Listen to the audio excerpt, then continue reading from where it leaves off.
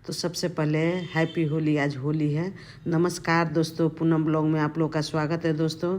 तो आज होली है, पूनम ब्लॉग की तरफ से आप सभी को होली का ढेर सारा शुभकामना। तो चलिए होली स्पेशल मैं थाली सबसे पहले तैयार कर लेती हूँ आप लोग के लिए। तो झटपट से बन जाने वाली लंच थाली आप लोग साथ में शेयर कर रही हूँ। शुरुआत मालपुआ से ही होती है, बिना मालपुआ का अधूरा होता है। तो चलिए सबसे पहले मैं मालपुआ के लिए यहाँ पर घोल तैयार कर लेती हूँ। तो यहाँ पर चलिए मैदा सबसे पहले ले लेती हूँ। तो यहाँ पर जितना मैं मैदा ली हूँ उतना सूजी ले ली हूँ और उससे थोड़ा ज़्यादा मैं चीनी ले ली हूँ।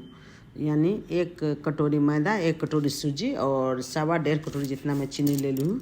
और चलिए 1.5 कटोरी जितना पानी डाल करके इसका ना गाढ़ा सा बैटर तैयार करके अब मैं इसको ढक कर के लिए रख देती हूँ। तो ये होली से पहले 10 बजे रात में मैं तैयारी की हूँ और इधर चना फूलने के लिए भी रख दी हूँ। तो होली के रोज 4 बजे मॉर्निंग में उठकर देखिए सबसे पहले मैं यहाँ कटहल फ्राई कर रही हूँ। और ये कटहल की ना सारी तैयारी मैं रात में ही कर रखी थी। प्याज वगैरह सारा काट कर, मटर छुड़ा करके सारी मैं रात में ही तैयारी कर ली थी। और सवेरे उठकर सिर्फ यहाँ पर कटहल फ्राई कर रही हूँ और टमाटर को मैं पीस रही हूँ। तो इधर कटहल फ्राई हो गया है। सेम कढ़ाई में सरसों तेल, तेजपत्ता, 5 फोरन, जीरा और हींग का तड़का लगा करके यहाँ पर कटा हुआ प्याज और हरा मिर्च को डाल दी। तो चलिए 1-1.5 मिनट प्याज भूनने के बाद चलिए घर का जो बेसिक मिर्च मसाला है सो आवश्यकता अनुसार मैं डाल देती हूँ। उसके बाद देखिए यहाँ पर अदरक लहसुन का पेस्ट भी मैं 2 चम्मच जितना डाल दी। उसके बाद देखिए आवश्यकता अनुसार नमक को भी डाल दिए। कटहल और मसाला के हिसाब से मिला करके अब ये टमाटर जो मिक्सर में अभी पीसी हो उसको भी अब मैं डाल देती हूँ। सारे को बहुत अच्छा से मैं भून लेती हूँ। तो चलिए मसाला भी बहुत अच्छा से भुना चुका है। अब इस स्टेज पर जो ये मटर मैं छुड़ा कर रखी थी उसको धो करके अब मैं इसमें डाल दी हूँ। देखिए अब 4-5 मिनट जितना मैं मसाला भूनी हूँ तो तेल ना अपने आप छोड़ दिया है। तो चलिए अब इस स्टेज पर जो ये फ्राई किया हुआ कटहल है उसको भी मैं डाल देती हूँ। तो सारे को बहुत अच्छा से मिलाने के बाद चलिए अब मैं इसको कुकर में शिफ्ट कर दी हूँ। आवश्यकता अनुसार पानी डाल करके और होममेड गरम मसाला डाल करके कुकर बंद करके 3-4 सीटी लगाने के बाद सब्जी पक जाएगा। तो चलिए इधर सब्जी पकता है तब तक अगला स्टेप की तरफ ले चलती हूँ। तो यहाँ लौंग, इलायची, बादाम और काजू को चलिए मिक्सर में मैं दरदरा पीस लेती हूँ। और ये जो रात में मैं मलपुआ घोल कर रखी थी उसको भी मैं मिक्सर में इस तरह से चला ली हूँ। तो देखिए इस तरह से इसका बैटर तैयार हुआ है। अब ये काजू बादाम का जो मिश्रण है उसको भी अब मैं मालपुआ में डाल देती हूँ। उसके बाद ये किशमिश है, इसको भी मैं 2 टुकड़ा में काट कर डाल दी हूँ। उसके बाद ये नारियल का भूसी है उसको भी चलिए मैं मालपुआ में डाल देती हूँ। चलिए सारे को अच्छा से मिला लेती हूँ। इधर गैस पर मैं कढ़ाई को डाल दी हूँ। कढ़ाई गर्म हो चुका है। अब ये जो पतंजलि का सनफ्लावर तेल है उसको मैं ऐड कर दी हूँ। तो यहाँ पर मेरा तेल बहुत गर्म हो चुका है लेकिन फिर भी फर्स्ट पुआ रखी हूँ तो बहुत ही अच्छा से मेरा पुआ देखिए निखर रहा है। तो मालपुआ में ना बहुत तेल गरम नहीं चाहिए। और पुआ का जो बैटर डालने के बाद ना ऊपर से ना कलछी से थोड़ा सा तेल को ऊपर से उछालते रहेगा तो पुआ बहुत अच्छा खिल कर निकलता है। तो यहाँ पर पैन में मैं ज़्यादा तेल डाली हूँ तो छोटा छोटा करके 2-2 ठो मालपुआ मैं यहाँ पर फ्राई कर रही हूँ। इससे मालपुआ ना 1-1 ठो ही अच्छा होता है लेकिन देखिए मेरा 2-2 ठो बनाती हूँ फिर भी बहुत अच्छा होता है। अब ये दोनों पक गया था तो फिर मैं दूसरा तीसरा भी डाल दी हूँ। तो जैसे करके भी मैं बनाती हूँ तो मेरा मालपुआ बहुत ही अच्छा निखरता है। तो चलिए देखिए इसी तरह से मैं सारे मालपुआ को फ्राई कर लेती हूँ। तो ये ना अभी मंदिर ले जाने के लिए मैं तैयार कर रही हूँ। इससे अगर आप लोग कढ़ाई में मालपुआ बनाते हैं तो बस इसी तरह से 1-1 ठो मालपुआ निकलता, लेकिन तभी मैं तेल ज़्यादा रखी थी इसलिए 2-2 करके मालपुआ निकाली। तो चलिए अब मैं इतना मालपुआ बना करके अब मैं गैस को बंद कर देती हूँ। क्या कि अब सवेरा हो गया, 6 बज गया। तो अब मेरी हाउस हेल्पर भी आ गई है। तो हमको ना हाउस हेल्पर आने से पहले इतना काम मैं ख़त्म कर ली हूँ। तो 6:30 बजे के आसपास अभी टाइम हो रहा है। तो नहीं तो उसके आने के बाद ना मैं कुछ भी नहीं कर सकती हूँ। तो चलिए अब मैं गैस बंद कर दी। अब इधर देखिए मैं आटा गूँथ लेती हूँ। तो 1 कटोरी मैं गेहूं का आटा ले ली हूँ, आधा कटोरी मैदा और 1/4 जितना सूजी। उसके बाद अजवाइन, कस्तूरी मेथी, थोड़ा सा नमक और 2-3 चम्मच घी डाल करके देखिए मैं इस तरह से आटा को तैयार कर ली हूँ। तो आटा के ऊपर घी लगाकर अब मैं ढक कर रख देती हूँ। उसके बाद देखिए मैं यहाँ पर चाय बना ली हूँ। क्या है कि हाउस हेल्पर जब भी आती तो सबसे पहले उसको चाय चाहिए। तो देखिए होली के अवसर पर मेरी बेटी हम लोग के लिए ना कुछ कुछ ला दी है। तो देखिए डैडी के लिए होली स्पेशल वेस्ट ला दी है। तो डैडी को बोले कि डैडी यही पहना, और शाम में अबीर खेलने के लिए देखिए कुर्ता पजामा भी ला दिया। और मेरे लिए भी देखिए यहाँ पर कुर्ता पजामा का कपड़ा ला दी है, और वो अपने लिए भी लाई थी। तो मैं बोली कि बेटी मैं नहीं पहनूंगी, तुम ही पहन लो। काहे कि जनकपुर में थोड़ा ससुराल हो जाता है ना, तो होली के दिन हम लोग साड़ी ही पहनते हैं। वैसे अब धीरे धीरे हमको भी लगता है पहनना पड़ेगा। बेटी कहती है क्या होगा पहन लीजिएगा। तो मम्मी बोली कोई बात नहीं, अब धीरे धीरे पहनेंगे। वैसे यहाँ कोई रहता नहीं है। तो चलिए सबसे पहले देखिए होली के अवसर पर भगवान जी को मालपुआ, ड्राई फ्रूट्स, अबीर सारे चढ़ा दी। उसके बाद देखिए मंदिर के लिए भी मैं तैयार कर ली। तो जितना मंदिर में जाती हूँ सारे मंदिर के लिए यहाँ पर पुआ और अबीर मैं तैयार करके रख ली हूँ। चलिए सबसे पहले देखिए मैं कहाँ गई, गंगा सागर शिव मंदिर में आ गई। तो सबसे पहले यहाँ पर देखिए मैं गंगा माता को पूजा कर रही हूँ और उसके बाद फिर सूर्य देव को भी मैं यहीं जल चढ़ा लेती हूँ। तो यहाँ पर मैं सारा चीज़ ना 2 लोटा में तैयार करती हूँ, एक अपने पति देव के लिए, एक अपने लिए। तो दोनों आदमी देखिए यहाँ पर सूर्य भगवान और गंगा जी को जल देने के बाद फिर यहाँ पर मैं 2 लोटा में जल तैयार करके एक हस्बैंड को दे दी। तो हस्बैंड धरफड़ करते रहते हैं, तो वो चले गए मंदिर में। और उसके बाद देखिए मेरी बेटी भी आई है, तो वो भी जल दी। उसके बाद जल लेकर शिव मंदिर में आ गए और यहाँ पर फूल लेकर के देखिए मैं बाबा के दरबार में पहुँच गई। तो भीड़ अभी उतना नहीं था, तो जल्दी से मैं यहाँ पर अबीर, मालपुआ और जल शिव बाबा को, सारे भगवान को मैं चढ़ा दी। उसके बाद शिव बाबा के मंदिर में मैं 3 बार परिक्रमा की। फिर बसाहा महादेव को भी मैं जल और अबीर चढ़ाई। बाहर में ढेर सारा भोला हुआ था, हर जगह पूजा की। उसके बाद जो मालपुआ लाई थी सो फिर मेरी बेटी बाबा को दी। बाबा एकदम प्रेम से चंदन और माला और आशीर्वाद बेटी को दिए। उसके बाद शिव मंदिर से मैं निकल गई।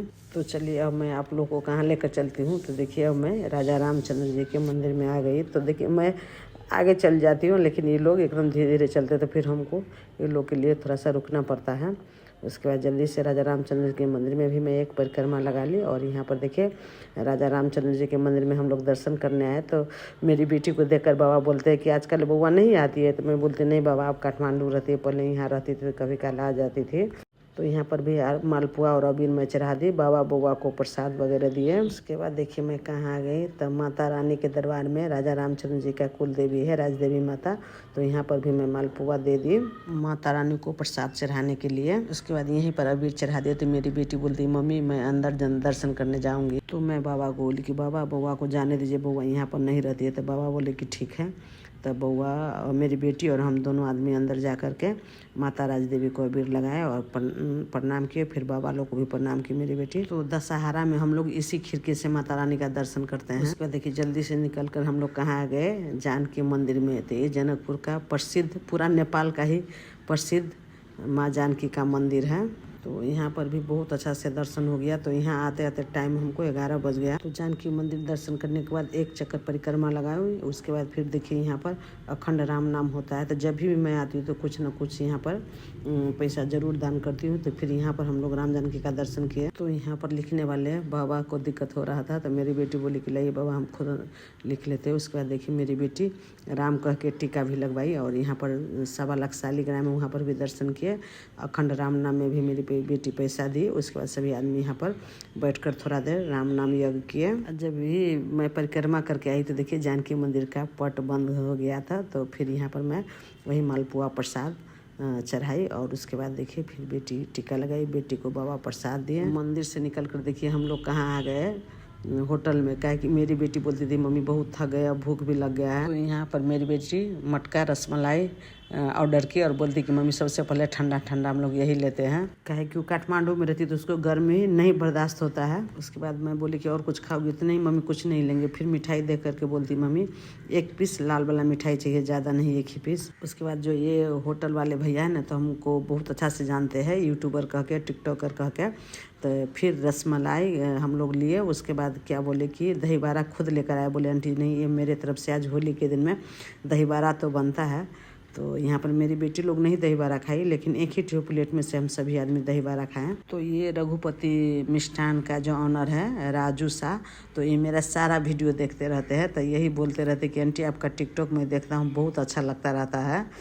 उसके बाद राजू जी फिर हमको ऊपर ले गए देखने के लिए, घुमाने के लिए कि देखिए आंटी यहाँ पर ऐसे ऐसे है कह के। सबसे ऊपर में हॉल है, तो यहाँ पर छोटा मोटा पार्टी करने के लिए है। उसके बाद यहाँ पर भी 2nd फ्लोर पर कि मैरिज एनिवर्सरी, बर्थडे वगैरह मनाने के लिए। तो हम घूमे, बहुत अच्छा लग रहा था। काहे कि राजू जी ना हमको बहुत दिन से फॉलो कर रहे हैं। तो मेरा जो अपन किचन वाला चैनल है उसको फॉलो कर रहे हैं। तो राजू जी बोलते हैं आंटी आपका ना सारा वीडियो हम देखते हैं, हमको बहुत अच्छा लगता रहता है। और अपन किचन टिकटॉक पर मेरा ना 1 मिलियन लाइक पहुंच गया तो बोलता है आंटी यहीं पर केक काटिएगा। सचमुच फ्रेंड्स बहुत ही अच्छा जगह है, एकदम बीच मार्केट में है। जानकी मंदिर यहाँ से दिख रहा है। अगर आप लोग बाहर से आते हैं तो रघुपति मिष्ठान में ही रुकिएगा, बहुत अच्छा जगह है। खासकर इनका ऑनर का नेचर बहुत अच्छा है। चलिए अब हम निकल रहे हैं। हम बोले कि राजू बेटा दूसरे दिन आएंगे, तो यहाँ पर मैं अबीर लगा रही हूँ। तो राजू जी का नेचर इतना अच्छा है, देखिए हम लोग को भी ना बहुत श्रद्धा से अबीर चढ़ाए हैं। तो इतना बड़ा आदमी होने के बाद थोड़ा भी घमंड नहीं था राजू शाह के पास। जी आप लोग को कभी भी जरूरत पड़े मिठाई और होटल वगैरह को, तो आप अपन किचन पूनम ब्लॉग के नाम से आइएगा तो आपको कुछ छूट जरूर मिलेगा। उसके बाद देखिए जल्दी से मैं घर आई तो किचन में सबसे पहले गैस जला ली, सरसों तेल, लाल मिर्च, जीरा, तेज़पत्ता का तड़का लगा करके हींग डालकर साबुत 4-5 ठो लहसुन डाल दी। उसके बाद देखिए कटा हुआ प्याज और हरा मिर्च को मैं डाल दी। तो यहाँ पर लहसुन और प्याज को 1-1.5 मिनट जितना भून ली। उसके बाद जो ये चना को धो करके मैं रखी थी उसको भी मैं डाल दी और सारे को मैं अच्छी तरह से 2-3 मिनट जितना मैं भून ली।